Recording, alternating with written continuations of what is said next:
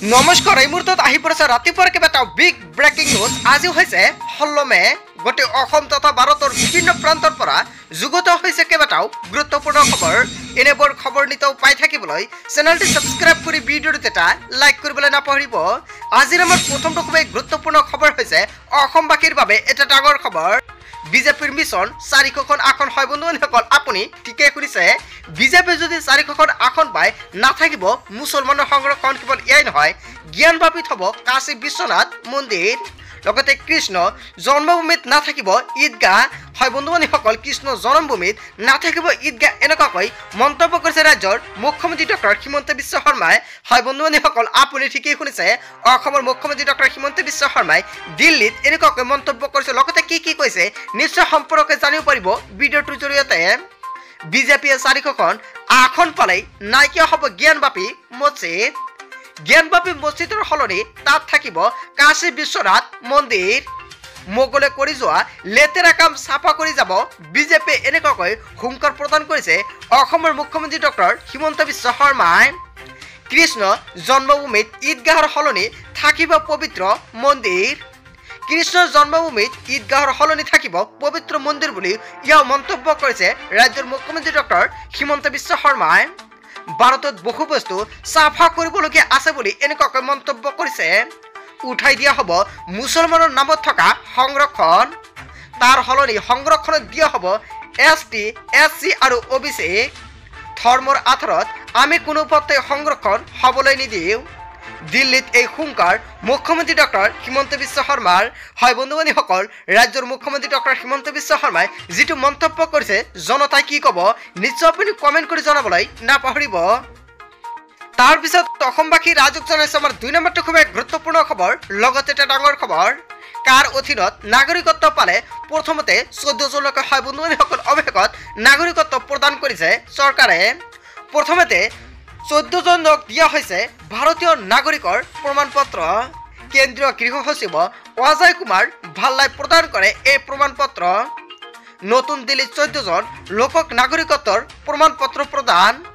11 মাৰ্চত দেশত কাৰ্যকৰী হৈছিল কাৰ অধিনিয়ম। নাগৰিকত্ব প্ৰদানৰ পিছতেই মোদীৰ গ্ৰান্টি পূৰণ কৰা বুলি দাবী কৰিছে গৃহমন্ত্ৰী অমিত শ্বাহে। আজি দেশৰ বাবে এটা ঐতিহাসিক দিন এনেকুৱাকৈ মন্তব্য কৰিছে অমিত শ্বাহে। ধাৰ্মিক প্ৰতাৰণা বুলি হোৱা লোকক নাগৰিকত্ব দিয়া প্ৰক্ৰিয়া আৰম্ভ হ'ল। হয় বন্ধুসকল, এনেকুৱাকৈ অমিত শ্বাহে কেইবাটাও ডাঙৰ মন্তব্য কৰিছে। হয় বন্ধুসকল, অৱশেষত নাগৰিকত্ব প্ৰদান কৰা হৈছে 14জন লোকক আৰু ইয়াৰ প্ৰমাণ পত্ৰ বিতৰণ কৰা হৈছে। ইয়াৰ বিষয়ত আপুনি কি ক'ব? যদি আপোনাৰ কিবা মন্তব্য কৰিব লগা থাকে আপোনালোকৰ মন্তব্যটো নিশ্চয় কমেণ্ট কৰি জনাবলৈ নাপাহৰিব। তাৰপিছত অসমবাসী ৰাজক জনাইছে আমাৰ 3 নম্বৰটো খুবেই গুৰুত্বপূৰ্ণ খবৰ। লগতে এটা ডাঙৰ খবৰ, চিন্তিত বিজেপি কমিব নেকি আসন। হয় বন্ধুসকল, আপুনি ঠিকেই শুনিছে। অৱশেষত বিজেপিয়ে চিন্তিত হৈ পৰিছে, কিয়নো 400খন আসন লাভ কৰিব বুলি কৈছিল কিন্তু পাবলৈ নাই। চিন্তিত হৈ পৰিছে বিজেপিয়ে। হিন্দু বলয়ত কমিল নেকি মোদীৰ টৌ। আসনক লৈ চিন্তিত হৈ পৰিছে বিজেপি চৰকাৰ। আশাৰ স্থল উত্তৰ প্ৰদেশ আৰু বিহাৰত নিম্নগামী ভোটদানৰ হাৰ। কেৱল এয়াই নহয়, উত্তৰ প্ৰদেশৰ 4ৰ্থ পৰ্যায়ত ভোটদানৰ হাৰ মাত্ৰ 58%। বিহাৰত মাত্ৰ 96% ভোটাৰেহে ভোটদান কৰিলে আৰু ভোটদান হেৰাহত চিন্তিত হৈ পৰিছে এতিয়া বিজেপি। হয় বন্ধুসকল, ভোটদানৰ হেৰা পোৱাৰ লগে লগেই বিজেপি অৱশেষত চিন্তিত হৈ পৰিছে। ইটোৰ পিছত সিটো ৰোড শ্ব'ৰ পিছতো ব্যাপক হাৰত ওলাই নাহিল ভোটাৰ। হিন্দু বলয়ত কমিল নেকি এতিয়া মোদীৰ টৌ। হয় বন্ধুসকল, এতিয়া এনেকুৱাকৈ এটা ডাঙৰ প্ৰশ্ন উত্থাপন হৈ পৰিছে। বন্ধু-বান্ধৱীসকল, ইয়াৰ বিষয়ত আপুনি কি ক'ব? তাৰপিছত অসমবাসী ৰাজক জনাইছে আমাৰ 4 নম্বৰটো খুবেই গুৰুত্বপূৰ্ণ খবৰ। লগতে এটা ডাঙৰ খবৰ, 45 মিনিটলৈকে বন্ধ EVM ৰখা। হয় বন্ধুসকল, ষ্ট্ৰং ৰুমৰ CCTV অৱশেষত 45 মিনিটলৈকে EVM বন্ধ ৰখা হৈছে আৰু CCTV বন্ধ কৰা হৈছে EVM ৰুমত। আৰু ইয়াক লৈ এটা ডাঙৰ প্ৰতিক্ৰিয়া সৃষ্টি হৈছে। হয় বন্ধুসকল, আপুনি ঠিকেই শুনিছে। EVMৰ সুৰক্ষাক লৈ ভয়ংকৰ অভিযোগ উত্থাপন হৈছে। 45 মিনিটলৈকে EVM বন্ধ কৰি ৰখা হৈছে বুলি এটা ডাঙৰ মন্তব্য মুকলি হৈছে আৰু ষ্ট্ৰং ৰুমৰ CCTV বন্ধ ৰখাৰ অভিযোগ। আৰু এই অভিযোগৰ পিছতেই EVMৰ সুৰক্ষাক লৈ প্ৰশ্ন উত্থাপন হৈছে। সোমবাৰে দেশৰ 96টা সমষ্টিত অনুষ্ঠিত হৈছিল ভোট গ্ৰহণ। অভিযোগ মৰ্মে মহাৰাষ্ট্ৰৰ বাৰামতীয় ষ্ট্ৰং ৰুমৰ 45 মিনিটলৈকে বন্ধ আছিল চিচিটিভি আৰু এই অভিযোগ উত্থাপন কৰে এনচিপি নেত্ৰী সুপ্ৰিয়া সুলেই আৰু টুইটাৰত চিচিটিভি বন্ধ থকাৰ ভিডিঅ' শ্বেয়াৰ কৰে এনচিপি নেত্ৰীগৰাকীয়ে আৰু এই অভিযোগৰ পিছতেই নিৰ্বাচনী আয়োগে দিয়ে উত্তৰ নিৰ্বাচনী আয়োগে নস্বত কৰে সুপ্ৰিয়া সুলেৰ এই অভিযোগ হয় বন্ধু বান্ধৱীসকল এটা ডাঙৰ খবৰ এটা গুৰুত্বপূৰ্ণ খবৰ মোক উলিয়াইছে ইয়াৰ বিষয়ত আপুনি কি ক'ব তাৰ পিছত অসমবাসী ৰাজক জনাইছে আমাৰ 5 নম্বৰটো খুব গুৰুত্বপূৰ্ণ খবৰ লগতে এটা ডাঙৰ খবৰ সুখী আৰু অসন্তুষ্ট নেতা হয় বন্ধুসকল অহকি আৰু অসন্তুষ্ট নেতা অশোক শৰ্মা আৰু ৰাজেন গোহাঁই কেইবাটাও গুৰুত্বপূৰ্ণ মন্তব্য কৰিছে হয় বন্ধুসকল কি মন্তব্য কৰিছে সবিশেষ জানিব পাৰিব ভিডিঅ'টোৰ জৰিয়তে লগতে কোনে মন্তব্য কৰিছে অহকি আৰু অসন্তুষ্ট নেতা অশোক শৰ্মা আৰু ৰাজেন গোহাঁই নলবাৰীৰ প্ৰাক্তন বিধায়ক অশোক শৰ্মা আৰু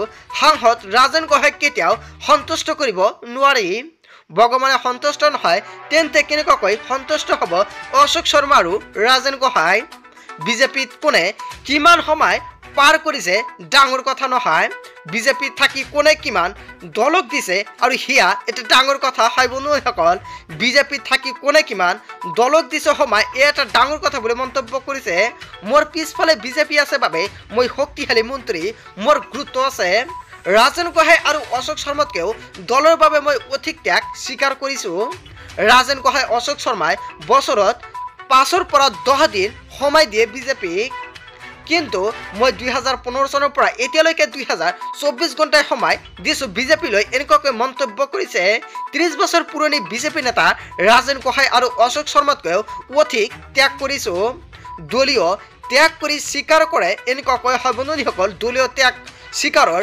ওপৰতে নিৰ্ভৰ কৰে দলৰ জ্যেষ্ঠতা বিজেপিয়ে পৰিচয় প্ৰদান কৰা এই নেতাসকলৰ লগত যদি নাথাকে তেন্তে বিশাল শূন্য হ'ব হয় বন্ধুসকল বিজেপিৰ পৰিচয় প্ৰদান কৰা এই নেতাসকলৰ লগত যদি নাথাকে তেন্তে বিশাল শূন্য হ'ব এয়া মন্তব্য কৰিছে মন্ত্ৰী জয়ন্তমলা বৰুৱাই হয় বন্ধুসকল মন্ত্ৰী জয়ন্তমলা বৰুৱাই যিটো মন্তব্য কৰিছে আপুনি কি ক'ব যদি আপোনাৰ কিবা মন্তব্য কৰিব লগা থাকে আপোনালোকৰ মন্তব্যটো নিশ্চয় কমেণ্ট কৰি জনাবলৈ নাপাহৰিব তাৰপিছত অসমবাসী ৰাজক জনাইছে আমাৰ আন এটা খুব গুৰুত্বপূৰ্ণ খবৰ লগতে এটা ডাঙৰ খবৰ 5 ডিগ্ৰী পৰ্যন্ত বাঢ়িব তাপমাত্ৰা গৰমক লৈ সতৰ্কবাণী জাৰি হয় বন্ধুসকল আজি হৈছে 16 মে অহা কেইদিনমানলৈকে প্ৰচণ্ড গৰমত ধৰিব ৰাজ্যবাসীক এতিয়া আপুনি সাৱধান হৈ থাকক কেইবাখনো জিলাত গ্ৰীষ্ম প্ৰবাহে ল'ব পাৰে ভয়ংকৰ ৰূপ বন্ধুসকল আজি আপোনাৰ ৰাজ্যত কিমান ডিগ্ৰী চেলচিয়াছলৈকে তাপমাত্ৰা বৃদ্ধি পায় আৰু কিমান ডিগ্ৰী হৈছে নিশ্চয় আপুনি কমেণ্ট কৰি জনাবলৈ নাপাহৰিব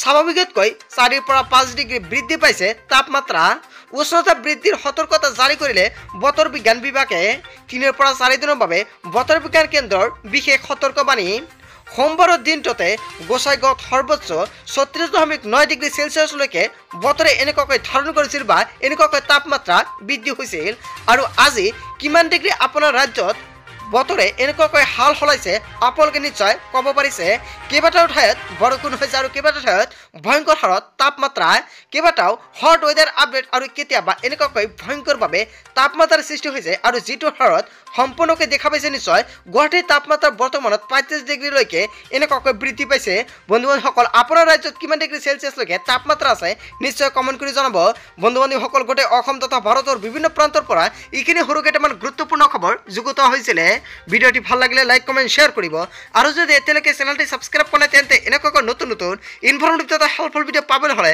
চেনেলটি সাবস্ক্ৰাইব কৰিবলৈ নাপাহৰিব সো থ্যাংক ইউ ফৰ ৱাচিং ফুল ভিডিঅ'